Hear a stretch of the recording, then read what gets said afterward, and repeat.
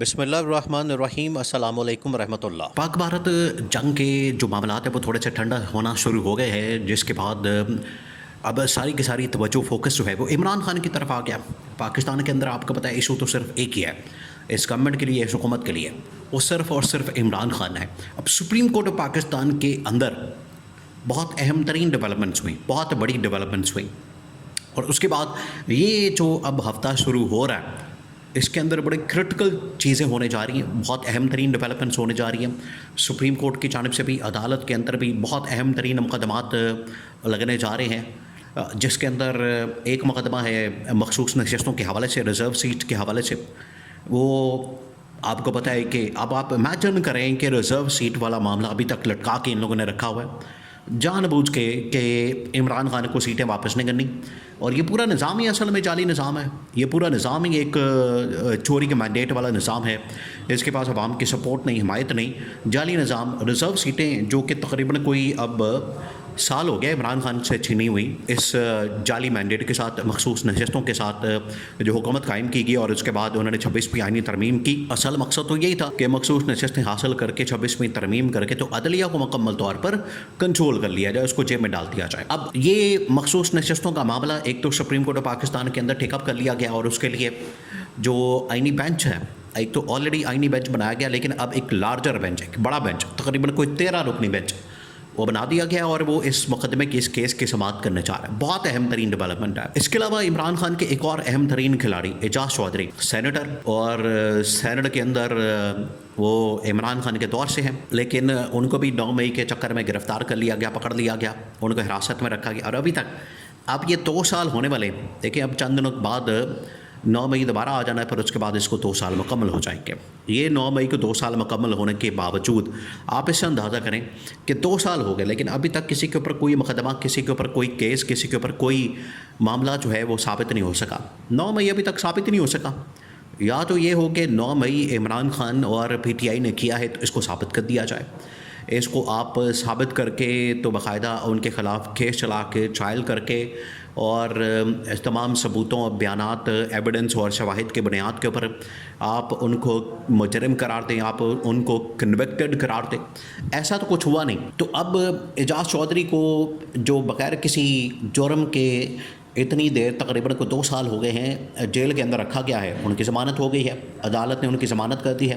Supreme court Pakistan کے اندر۔ تو یہ جو پنجاب گورنمنٹ گئی تھی ان لوگوں کے خلاف جو کہ ضمانت حاصل کر چکے تھے 9 مئی کے مقدمات میں، پنجاب گورنمنٹ نے کہا تھا کہ ان کی ضمانتوں کو کینسل کیا جائے، ان کی ضمانتوں کو منسوخ کیا جائے۔ اب اعجاز چودھری کی جو ضمانت ہوئی ہے، سینیٹر اعجاز کی، وہ اس بات کا ثبوت ہے کہ 9 مئی کے اندر کچھ نہیں پڑا ہوا۔ 9 مئی ایک ایسا کھوکھلا قسم کا بیانیہ بنا کے تو اس کے اوپر جو ہے لوگوں کو پکڑا جاتا ہے، اس کے اوپر لوگوں کو پکڑ کے تو مارا جاتا ہے۔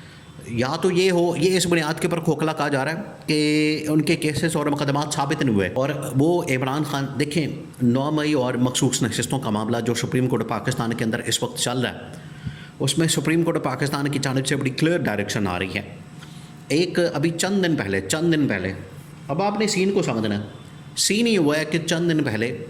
سپریم کورٹ کے اندر پنجاب گورنمنٹ گئی تھی، اور پنجاب گورنمنٹ نے جا کے وہاں پر پٹیشن ڈالی۔ پٹیشن کے اندر یہ کہا گیا کہ 9 مئی کے اندر جتنے لوگوں کو ضمانتیں ملی ہیں آپ ان کو کینسل کر دیں۔ تو سپریم کورٹ نے کہا کہ یہ نہیں ہو سکتا، جن کی ضمانتیں ہو چکی ہیں، میرٹ کے اوپر ہوئی ہیں، ان کو کینسل نہیں کیا جا سکتا۔ آپ کوئی شواہد، ثبوت، ایویڈنس لائے ہیں وہ ہمیں دکھائیں۔ سپریم کورٹ نے کہا کہ پھر ان مقدمات کو جتنا جلدی ہو سکے آپ بائنڈ اپ کریں، ان مقدمات کا ٹرائل کریں، ان کو مکمل کریں، اور ان کو یا تو بری و ذمہ قرار دیں، آپ ان کو فری کر دیں، یا اگر یہ مجرم ہیں تو ان کو سزا سنا دیں، اور ان کو پکڑ کے تو جیل میں ڈالیں، ان کو سزا سنا دی جائے۔ کچھ لوگ، ایک تو یہ سپریم کورٹ کے اندر، ہائی کورٹ کے اندر آتے ہیں اور انسداد دہشت گردی عدالت کے تحت ان کے اوپر مقدمات چلائے جاتے ہیں، لیکن کچھ لوگوں کا مقدمہ جو ہے وہ چلا گیا تھا ملٹری کورٹ کے اندر۔ ملٹری کورٹ کے اندر تقریباً 100 کے قریب لوگ تھے، ان کو تو سزائیں سنا دی گئی ملٹری کورٹ سے 9 مئی کے کیسز میں۔ وہ تو سارے کے سارے، کسی کو 2 سال، کسی کو 5 سال، کسی کو 10 سال، وہ تو سارے کے سارے اس وقت جیلوں کے اندر موجود ہیں۔ لیکن یہ جن کے مقدمات مختلف عدالتوں کے اندر، خاص طور پر انسداد دہشت گردی کی عدالتوں کے اندر مختلف شہروں میں چل رہی ہیں، وہ ابھی تک ثابت نہیں ہو سکے۔ اس میں ایک کیس جو ہے وہ اعجاز چودھری کا، یہ ویسے اس طرح کے مقدمات عمران خان کے اوپر بھی بنے ہوئے ہیں، بشرا بی بی کے اوپر بھی بنے ہوئے ہیں، اس طرح کے کیسز پی ٹی آئی کی پوری ٹاپ لیڈرشپ کے اوپر بنے ہوئے ہیں، اور وہ آج تک مقدمات ہی بنے ہوئے ہیں، آج تک وہ ثابت نہیں ہو سکے، آج تک ان کے اندر کچھ نکل نہیں سکا، کوئی ثبوت ایویڈنس شواہد وغیرہ سامنے نہیں آ سکے، آج تک ویسے کے ویسے ہی پڑے ہوئے ہیں۔ یا تو ان کو ثابت کر کے چلا کے دیکھیں اب ہوگا کیا،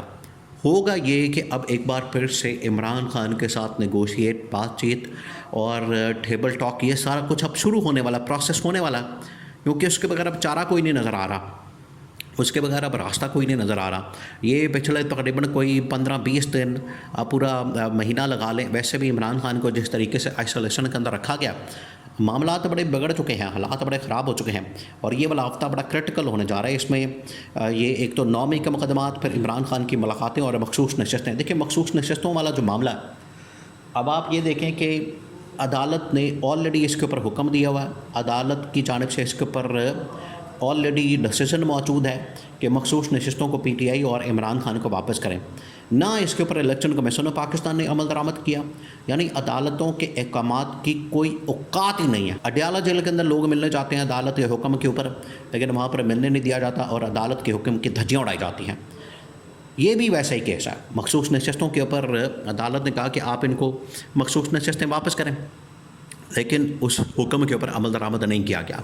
اس وجہ سے اب ایک لارجر بینچ، وہ 5 رکنی بینچ تھا، اب 13 رکنی بینچ بنا کے مخصوص نشستوں کا معاملہ ٹیک اپ کر لیا گیا ہے۔ ویسے جو اس کے اندر ججز نظر آ رہے ہیں، 26ویں آئینی ترمیم کے بعد تو لگتا نہیں کہ یہاں سے انصاف ہو سکتا ہے، لوگوں کو انصاف مل سکتا ہے، بڑا مشکل لگتا ہے، بڑے اس میں کم چانسز ہیں کہ یہاں سے انصاف ملے گا لوگوں کو اور پی ٹی آئی کو انصاف ملے گا، کیونکہ 26ویں آئینی ترمیم کی اسی مقصد کے لیے تھی تاکہ عدلیہ اپنے کنٹرول میں، اور جو ججز آپ نام اگر دیکھ لیں اس کے 13 رکنی بینچ کے اندر، وہ امین الدین خان سے لے کر جمال مدوخیل اور باقی جتنے لوگ ہیں، وہ سارے کے سارے تو ایسا لگتا ہے کہ ادھر، پھر اس میں نئے ججز لا کے ایڈ کر دیے گئے، اسلام آباد ہائی کورٹ کا وہ چیف جسٹس عامر فاروق، وہ سراسر جس کے اوپر عمران خان عدم اعتماد کر چکا ہے، اس نے کبھی عمران خان نے پی ٹی آئی کے حق میں فیصلہ دیا ہی نہیں۔ اب یہ وہ تمام لوگ شامل کر کے ججز کو اس کے اندر آئینی بینچ بنا دیا گیا تاکہ اس کے اوپر بھی اسٹیمپ لگوائی جا سکے۔ اگر تو اسٹیمپ لگوانی ہے کہ مخصوص نشستیں ایسی گورنمنٹ کی ہیں اور P T I Imran Khan کو نہیں دینی، یہ تو بڑا پھر آسان معاملہ، یہ ہفتے 10 دن کے اندر معاملہ نمٹا کے اتفاق کر دیا جائے گا۔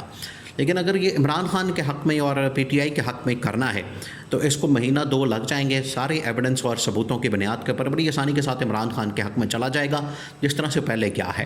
تو اب بڑا کرٹیکل ہفتہ یہ شروع ہو گیا ہے۔